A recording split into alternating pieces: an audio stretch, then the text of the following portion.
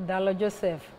anọrọ na ngwụcha izu ụka wee gosipụta oke omenala eji wee mara ndị Isuọfịa na kansụl ime obodo Agụata nke Anambra steeti dịka ndị otu nze na ọzọ nke obodo ahụ merụbere mmemme iri ji ọfụ ha nke afọ 2024 n'ụzọ pụrụ iche. Ya bụ mmemme were ọnọdụ na ngwurube onye isi ndị otu nze na ọzọ Isuọfịa bụ Chief Patrick Ifeọnụ ma bụrụ nke ndị nọ na ya gụnyere onye eze ọdịnala ndị Isuọfịa bụ Igwe Christopher Moghalu, onye ndụmọdụ pụrụ iche nye Gọvanọ Chukwuma Soludo n'ihe gbasara ihe na ịtụ mgbere Maazị bụ Chief Evaristus Ụba bụ onye bụkwa onye otu nze na ọzọ na emereme ndị ọzọ. Onye ọlụ ya bụ Abụchi Nwaọzọ gara ya bụ mmemme wee kọrọ anyị ka o si wee gaa.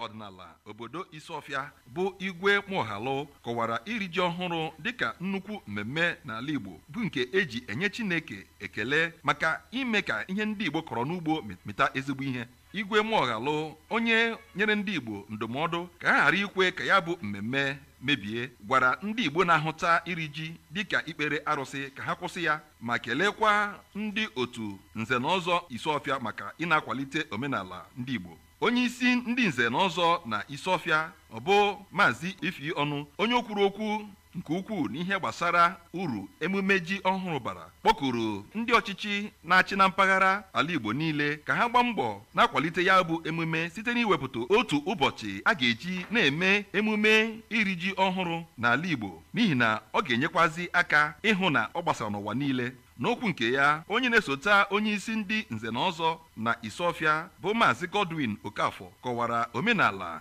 dịka njirimara ndị ma kpọkwuo oku ka ewepụ ihe ndị na-adịghị mma n'omenala Igbo ka o were mee ka ọtụtụ ndị Igbo ndị ọzọ na-esonye n'ime ya. N'aka nke ya, Maazị Ikechukwu Udọgụ mere ka amata na ị na-eme emume ji ọhụrụ na-akwalite udo, ịdị n'otu nakwazi agamnihu n'obodo. Ọ kpọkukwara gọọmenti niile dị n'ala Igbo ka ha gbaa mbọ hụ na a na-akụzi asụsụ Igbo na ụlọ akwụkwọ niile dị n'ala Igbo ka ọ ghara efunarị ndị Igbo. N'okwu nke ya, onye ji bụ ọkwa onye isi oche otu pati APGA na Anambra South Senatorial District bụ Maazị Titus Anịgbọgụ kwukwaziri okwu na uru erimeri emume ji ọhụrụ bara n'ala Igbo. Ndị sonyere na ya bụ mmemme bụkwazi Onowu nke Isuọfịa bụ Maazị Ndụbụisi Osele, onye ji ọkwa President General obodo Isuọfịa bụ Maazị Fidelis Okafọ, na egwu ufie nke gosiri na a na-eri ji bụkwa ihe emere ebe ahụ, ya na erimeri ji arụrụ n'ọkụ nke emekwaziri n'ebe ahụ.